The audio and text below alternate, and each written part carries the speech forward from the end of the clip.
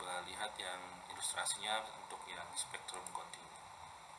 Secara umum judulnya kan kita ingin membahas berkaitan dengan transformasi Fourier, tetapi dalam konteks penjelasan analisis sinyal, tahapan materi itu ini bersinggungan dengan istilah ya, transformasi Fourier.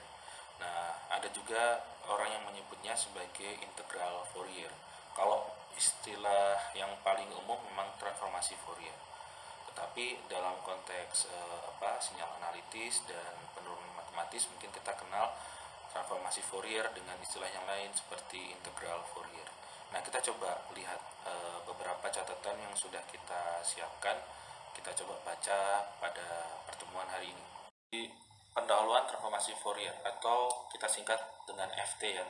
Atau ada juga tadi saya sudah sebutkan, ada yang menyebutkan sebagai integral Fourier atau orang juga biasanya menyingkat dengan IF. Jadi kalau ada istilah Fourier series berarti deret Fourier, FS, transformasi Fourier, Fourier transform maksudnya ya bahasa Inggrisnya, itu disingkat FT, integral Fourier disingkat sebagai IF. Kalau ada penulisan di dalam slide kita nanti mudah-mudahan tidak bingung.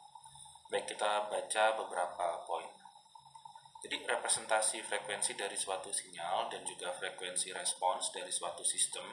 Jadi kalau representasi sinyal itu bisa dinyatakan dalam frekuensi, kalau sistem itu sebagai frekuensi respons. Adalah alat-alat yang sangat signifikan dalam pengolahan sinyal. Oleh karena itu, pada domain frekuensi ini kita pelajari begitu.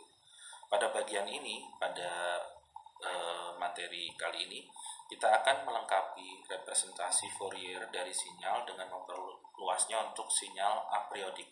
Karena sebelumnya untuk deret Fourier kita sudah kenal, kita bekerja untuk sinyal yang ideal, yaitu sinyal yang sifatnya periodik.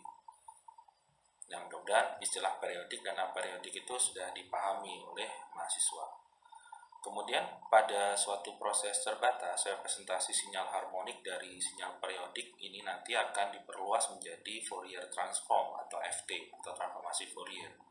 Di sini nanti kita akan menyatakan sebagai suatu representasi frekuensi yang padat untuk sinyal apriodik.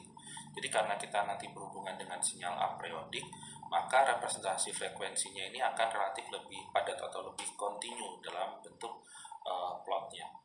Kalau frekuensi Fourier series kemarin kita berhubungan untuk hal yang sifatnya diskrit ya, bloknya diskrit pada domain frekuensi. Nah, konsep dari spektrum yang digunakan pada sinyal periodik yang sebelumnya kita pelajari nanti akan kita buat secara umum atau digeneralisasi untuk finite power atau power yang terbatas dan finite energy sinyal. Jadi untuk energi sinyal yang terbatas juga. Jadi ini konsep yang sudah kita pelajari sebelumnya, kita akan buat general dengan adanya akomodasi untuk sinyal apriodik. Transformasi Fourier atau Fourier transform FT mengukur kandungan frekuensi suatu sinyal dan menyatukan representasi sinyal periodik dan apriodik. Nah, jadi kita di sini nanti mudah-mudahan akan lebih lengkap. Ilustrasi atau analogi dari Fourier transform ya, ini mungkin lebih tepatnya untuk Fourier transform itu ditunjukkan pada slide ini. Jadi secara umum ada yang membuat pernyataan sebagai berikut. Ini Fourier transform itu adalah seperti suatu prisma matematika ya. Ya, dia secara umum berfungsi untuk atau dapat digunakan untuk memisahkan breaking up atau memisahkan suatu fungsi atau suatu sinyal menjadi frekuensi-frekuensi yang menyusun sinyal tersebut. Nah, sebagaimana kalau kita menganalogikan dengan suatu prisma yang dapat memisahkan atau ya breaks up cahaya ya menjadi beberapa warna.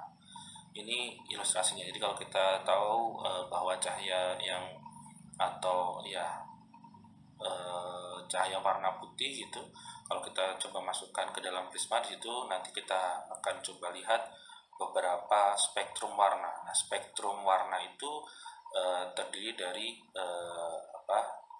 kandungan frekuensi yang berbeda-beda. Jadi inputnya warna putih kemudian terdiri dari frekuensi warna yang berbeda-beda. Nah, dari sini kita melihat bahwa cahaya atau sinar yang putih itu terdiri dari beberapa frekuensi yang tergabung menjadi tercampur menjadi satu begitu ya. Nah, kurang lebih ilustrasi ini mungkin mirip seperti sinyal kita. Kalau kita punya sinyal, biasanya kita simbolkan X fungsi T atau F fungsi T. Nah, di sini sebutkan G fungsi T begitu ya. Nah, di sini ada ilustrasi untuk sistem. Kalau kita punya transformasi Fourier secara umum, nah kita berharap dapat menyatakan sinyal tersebut dalam spektrum. Nah, spektrum itu kita sebut sebagai domain frekuensi.